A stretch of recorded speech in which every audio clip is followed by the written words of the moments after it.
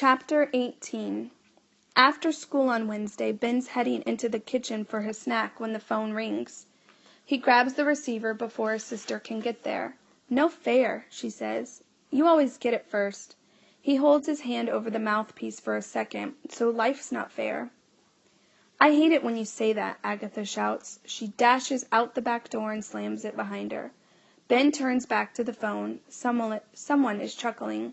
"Ben," a voice says. "Yes." "It's Miss Tibbets. Is your mother there? I'd like to speak to her."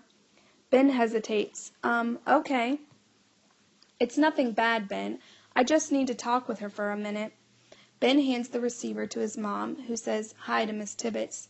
He doesn't know what to make of it when, after a minute of listening, she starts laughing. "I see," she says, looking over at Ben. "All right." She hangs up and announces, "Miss Tibbets is picking you up in about 15 minutes. "For what?" "She'll tell you." "But, Mom—" "I'm sorry, you'll just have to wait." Ben tries to wheedle it out of her, but when he sees it's no use, he goes outside to wait. A long half-hour later, Miss Tibbets' station wagon pulls into the driveway. She leans over and opens the door. "Hi," Ben says as he hops in. "Hello, Ben." Miss Tibbets backs out of the driveway and heads down the street. Ben waits for her to say something, but she keeps her eyes on the road and her mouth shut. "Where are we going?" he finally asks. "To my house," she says.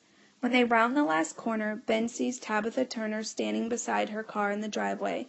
Someone Ben hasn't seen before is next to her. "Hello, Ben," Miss Turner says as he and Miss Tibbets get out of the car. "Hi," he says. He looks from person to person, trying to get a sense of what this is all about. "I asked Gloria if she thought you'd like to come over. We've just been talking to Mr. Shelby here. He's with the local land trust." Ben opens his mouth, then closes it again. No one says anything for a minute. They're all looking at each other, trying to figure out who should speak first. "I've decided to sell most of the property to the land trust," Tabitha finally says. "I'm holding on to a 2-acre plot on the other side of the vernal pool where we may put up a few houses." Ben nods, still too stunned to speak. "The Spadefoots will be all right. I thought you should know." Ben looks at Miss Tibbets, then back at Miss Turner. "You changed your mind," Ben says. Miss Turner nods her head. "Yes, someone made me change my mind." Ben's face breaks into a huge grin. "That's great. That's really great," he says. "Thanks. Thank you so much." "You're welcome," Miss Turner says. "No, I mean really thanks." "And I mean you're really welcome." Miss Turner gets in her car, starts the motor, then rolls down the window. "One more thing, Ben. If you see the Overtoad, thank her for me." "Okay," says Ben. "Maybe someone should name the trail by the pool the Overtoad Trail," Miss Tibbets says. Miss Turner looks at her sister-in-law and manages a smile. "That's a good idea," she says. The land trust man shakes Miss Tibbets' hand and gets in the passenger side of Miss Turner's car. Ben and Miss Tibbets wave as the car pulls away. Without a word, like they speak the same silent language, Miss Tibbets and Ben walk around the garage and head toward the woods. Ben feels his feet connect with the ground like he's part of it and it's part of him. As they enter the trees, a breeze pushes the branches back and forth, showing silvery undersides of the leaves. They come closer and closer to the place where the vernal pool was, and will be, again.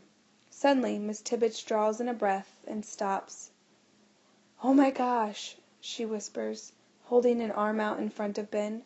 "What is it?" he whispers. "Look. Just look." She points to the path ahead. Ben looks where she's pointing, and the hair raises on his arms.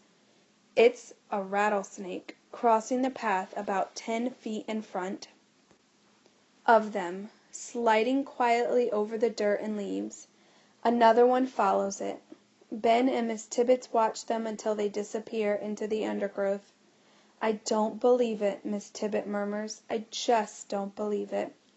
They both stand there for a moment, barely breathing. They're surrounded by the small sounds of the woods. Far off in the distance they can hear a car motor. Finally Miss Tibbets breaks the silence. "Well," she says, "I guess we're just going to have to be a little more careful around here from now on. It seems that we have some new neighbors." "I hope they feel at home," Ben says. "I hope you do too, Ben," Miss Tippet says. "I do," he says. And he does. Right at home. The end.